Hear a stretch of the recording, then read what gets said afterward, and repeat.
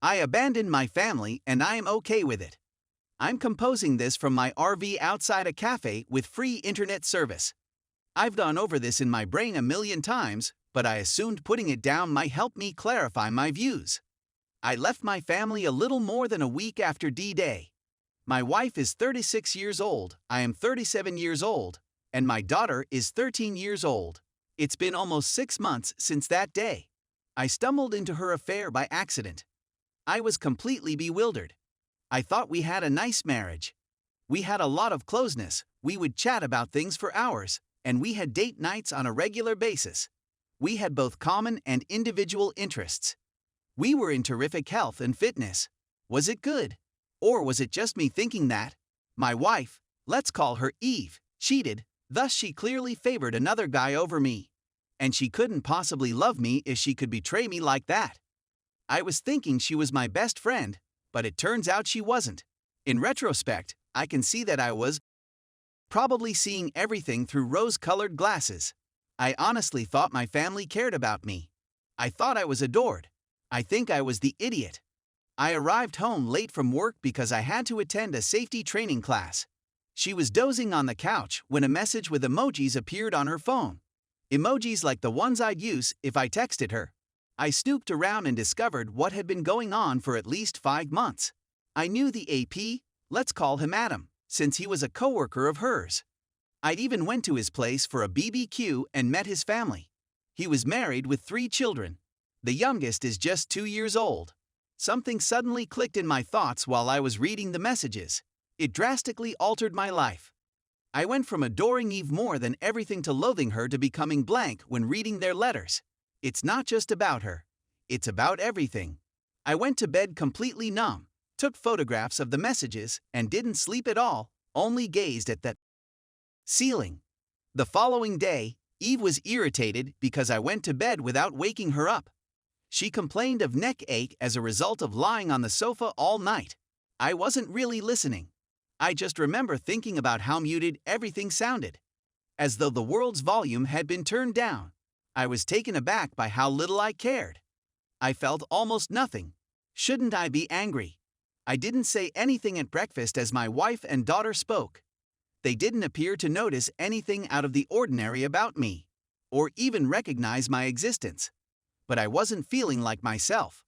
I felt like I was someone new, someone I didn't know or understand, dressed in the oldies outfit.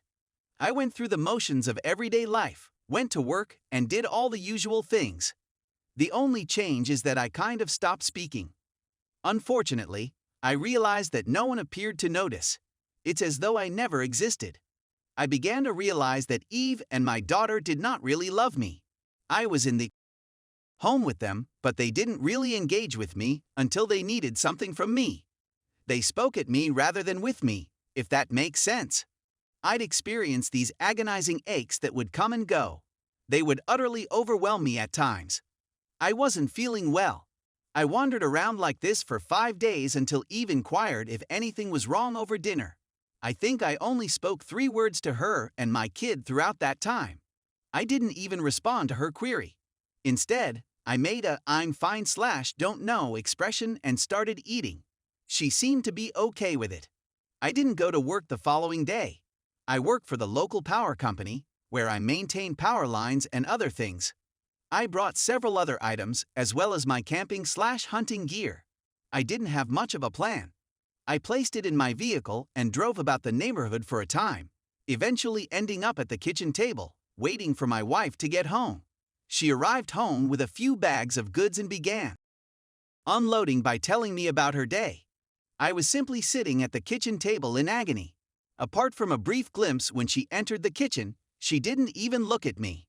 Daughter came in and did the same thing. Their backs were turned to me, and they were discussing some petty item for sale. I'd never felt so rejected, undervalued, or alone in my life.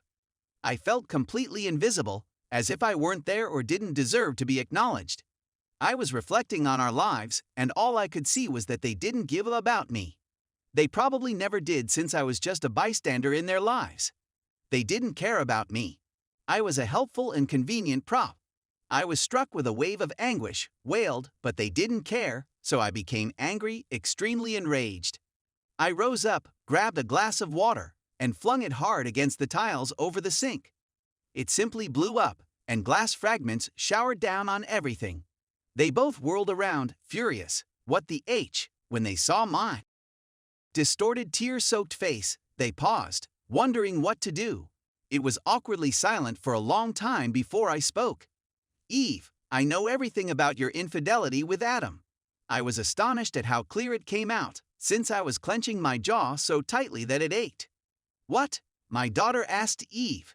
Is that correct, Mom? Eve began to attempt to explain. She gave me a short look and replied, "Sorry, I can explain."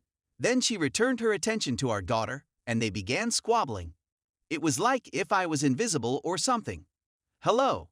Here comes the glass thrower. After a few minutes of observing their increasingly intense disagreement, I just went out and into my vehicle, looking out the window at them as they continued to argue in the kitchen. They had no idea I had departed. I remained there for a few more minutes before giving up and driving away. Eve attempted to phone me after about 15 minutes, then call after call after call, then a deluge of messages from both of them. I just ignored it and ultimately shut off the phone. The next day, I grabbed half of our money and contacted my supervisor. I told him I wasn't sure when I'd be returning. He warned me I'd be fired if I didn't show up. I just said okay and hung up. I just didn't care. When I arrived at Adam's residence, his wife answered the door. I handed her a copy of the mails and informed her about Adam and my wife's activities. I left her sobbing on the stairwell. At the end of the day, I found myself at a small motel on the outskirts of town. The following several days were a jumble as I attempted to make sense of everything. I didn't make any significant progress. I was mostly gazing at the wall, trying to come up with excuses not to commit myself. Eve's elder brother is a police officer. We'll name him Bob. I'm not sure whether Bob arrived on the third or fourth day. I'm not sure how he discovered me. He attempted to question me, but I remained silent. When I didn't respond, he informed me that I was under arrest and placed me in handcuffs. However, he did not take me to the station as I had anticipated. Instead, he drove me home. Bob pulled me into the living room, where my wife and daughter began berating me right away. Still, I remained silent. I simply sat there in awe as they told me how bad this was for them. When I was a nasty a-hole for making them worry. It carried on for a bit until Eve yelled at me, "Say something." I looked at her for a while before responding calmly, "I have nothing to say to you." Bob became enraged and shoved me against the wall, screaming at me not to speak to his sister in that manner. Bob's furious response gave me a lot of delight. I'm not sure why, but it made me so joyful that I burst out laughing. Bob's wife had left him 4 months before. I gave Bob a kind grin. "Bob, you're pitiful. Did you beat up on Bob's wife? Is that why she abandoned you?" Bob slammed into me and knocked me out. Wife and daughter began screaming in unison. As I stood up, I couldn't stop laughing. I couldn't stop myself. I was bleeding from someplace on the floor when I saw it. I'm still handcuffed and giggling. Perhaps it was the ridiculousness of it all. I spit blood in Bob's face and said, he punched me again, this time hard enough to put me out cold. In the hospital, I awoke.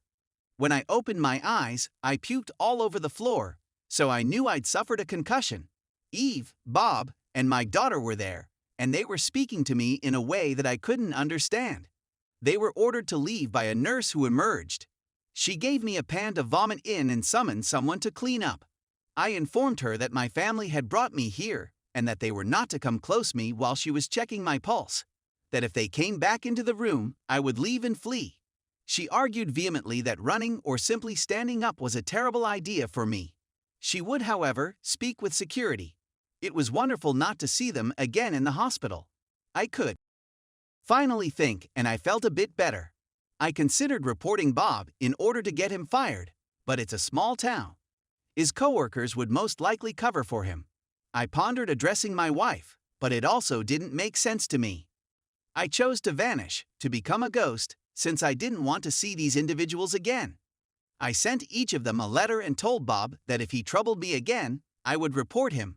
I informed my daughter that Eve had deceived me and that she would no longer have a father. I wrote a lengthy letter to Eve. I made an effort to be as realistic as feasible. I told her I was going to sell a home, that I wouldn't be paying the mortgage or utilities anymore, and so on. I informed her that reconciliation, or even contact, was out of the question, particularly since she had ordered her brother to take me back and beat me senseless in front of them. I emphasized that I will never do anything for her again, so if she wants a divorce, she must organize it herself.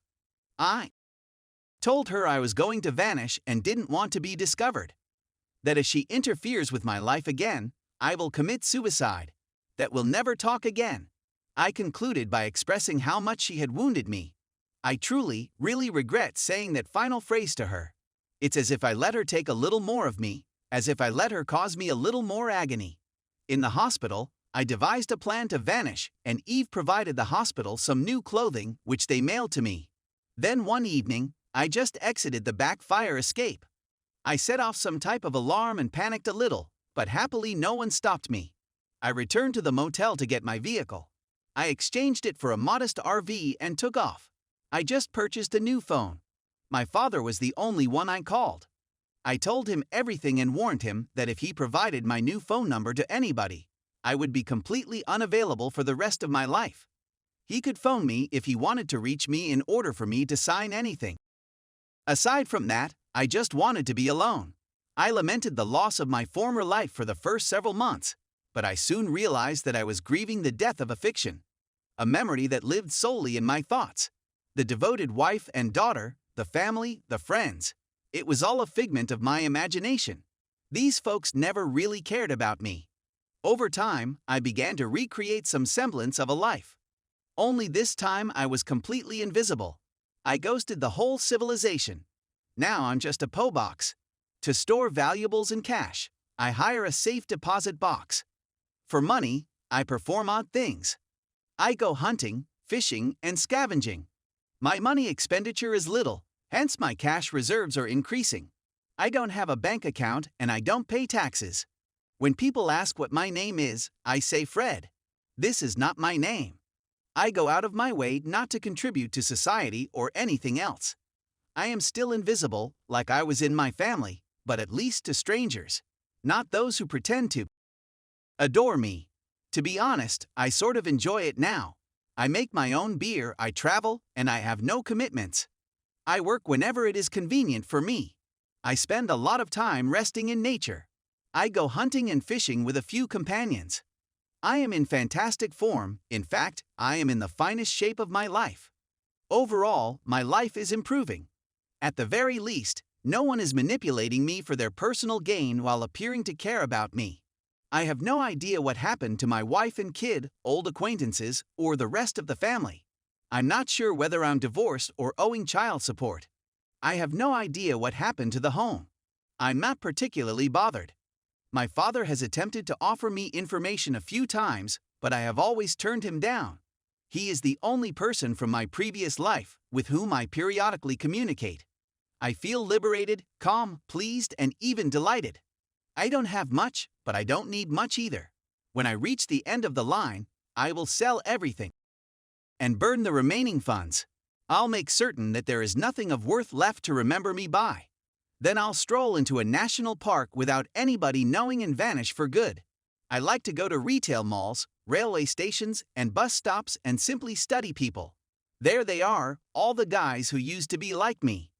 The guys who are killing themselves for a society and families that don't care about them. Men who labor themselves to death with no acknowledgement or thanks from anybody. They are constantly guilt-tripped, pressed, and urged to do more and sacrifice more. More and more meaningless rubbish, designer clothing, a larger home, more of this and more of that. Never received a thank you, no expression of thanks or appreciation. In most situations, there isn't even a grin. They attempt to deceive themselves, just like I did, by refusing to accept truth. But I see it in them, just as I used to, and they know it deep inside. I'm familiar with their vacuous million mile gaze. I used to have one like that.